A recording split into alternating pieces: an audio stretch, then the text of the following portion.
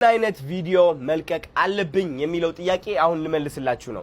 አያችሁ ምን አይነት ቪዲዮ መልቀቅ እንዳለብን የምናቀው አንደኛ ህይወታችን ላይ ምን አይነት ስቃይ ያሳልፈናል፣ ሁለተኛ ከጓደኛችን ጋር ስንሆን እነዚህ ጓደኞች እኛን ማማከር ነው የሚቀላቸው፣ በእኛ ነው የሚስቁት ማለት እናስቃቸዋለን በቀላሉ ወይስ ከኛ መማር ነው የሚፈልጉት? ምንድነው የሚቀለን? እኛ ከጓደኞቻችን ጋር ስንሰበሰብ ስለምን ማውራት እንፈልጋለን? ገባችሁ? ቪዲዮዎቻችን እዚህ ውስጥ ነው ያሉት። ማንነታችን ማሳየት ይኖርብናል። ገባችሁ? አሁን ለምሳሌ አንድ ምሳሌ ነግራችኋለሁ።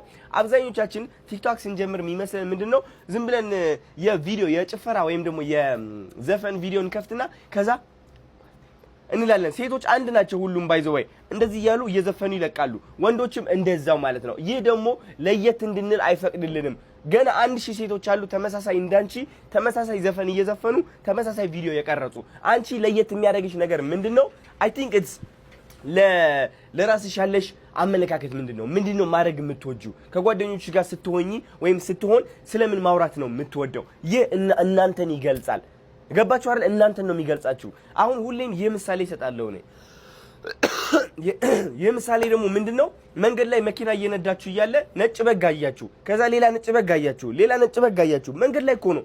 ከዛ 1000 ነጭ በግ አያችሁ እንደዚህ እየዞራችሁ 2000 ላይ ያለው ሁለተኛው ሺህ ላይ ያለው ነጭ በግ ታዩታላችሁ እንዴ?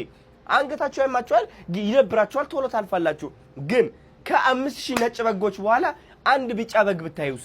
ያንን ቢጫ በግ ማየት ብቻ አይደለም፣ መኪናችሁ አቁማችሁ ወርዳችሁ ከቢጫ በጓ ፎቶ ተነስታችሁ ያ ቢጫ በግ ቪዲዮ ቀርጻችሁ ወደ መኪናችሁ ተሰቀላላችሁ፣ መንገድ ትቀጥላላችሁ። እናንተ ደግሞ ቢጫ በግ እንድትሆኑ ነው የምፈልገው። which is ለየት ማለት ይኖርባችኋል። ለየት የምትሉት ደግሞ በምንድነው? በምትወዱት ነገር ነው። ራሳችሁን በማሳየት ነው። ይህ ህይወቴ ደባሪ ነው፣ እኔ የምወደው ነገር ሌላ ሰው አይወደውም፣ ሰው ይተርበኛል፣ ይሰድበኛል የሚለው አስተሳሰብ እያያዛችሁ እንደሆነ ማወቅ አለባችሁ። እሱ ነው ቫይራል እንዳትወጡ የሚያደርጋችሁ። እሱ ነው ለየት እንዳትሉ የሚያደርጋችሁ።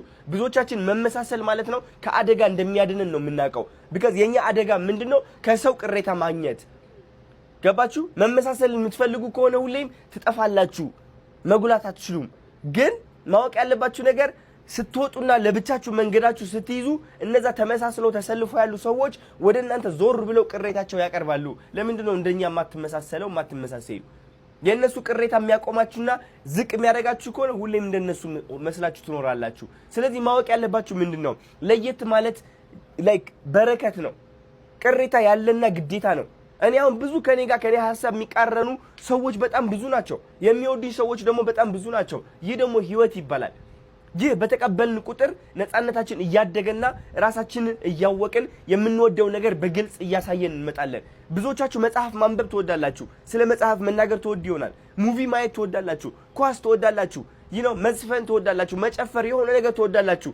ግን ስለ ሰው ብላችሁ ተመሳስላችሁ ትኖራላችሁ። ይህ ደግሞ ቫይራል እንዳትወጡና ልዩነታችሁ እንዳታውጁ ያረጋችኋል ማለት ነው። ይህ የቫይራል ሚስጥር ይባላል። ቪዲዮአችሁ በምንድነው የሚሆነው? በልዩነታችሁ፣ በምትወዱት ነገር፣ በምታወሩት ነገር፣ ቤታችሁ ዘግታችሁ በምታወሩት ነገር ከጓደኞቻችሁ ጋር ሆናችሁ እሱን ደፍራችሁ አውጡት። ከፍርሃት በስተጀርባ ትልቅ በረከት አለ። እቺ ፍርሃት እድሜ ልካችሁ ከያዛቻችሁ አሁን ነው ጊዜው ፍርሃታችሁ በጥሳችሁ የምትወጡበት። ገባችሁ አይደለ? አሁን ነው ጊዜው የምትሰግጡበት። ስግጥ ፍምስ ማለት ይህ ነው። ለዓላማ መሰገጥ፣ ለምትወደው ነገር መሰገጥ እንጂ ወጣ ከፎቅ ዝለል እያልኩ አይደለም፣ ወይም ደግሞ ሄደ ሰዎችን አሯርጥ እያልኩ አይደለም። ሰግጥ ለዓላማ፣ ለምትወደው ነገር ቁም። ሰው እየተረበ እያለ ነው እኔ ግን ወደዋለሁ፣ ሰው እየናቀህ እያለ ነው ራሴን አከብራለሁ። ሰግጠ ነው እንግዲህ እንደዛ የምትሆነው፣ ለራስ የምትቆመው። እሺ ወደ ቀጣዩ ክፍል እንሂድ አሁን።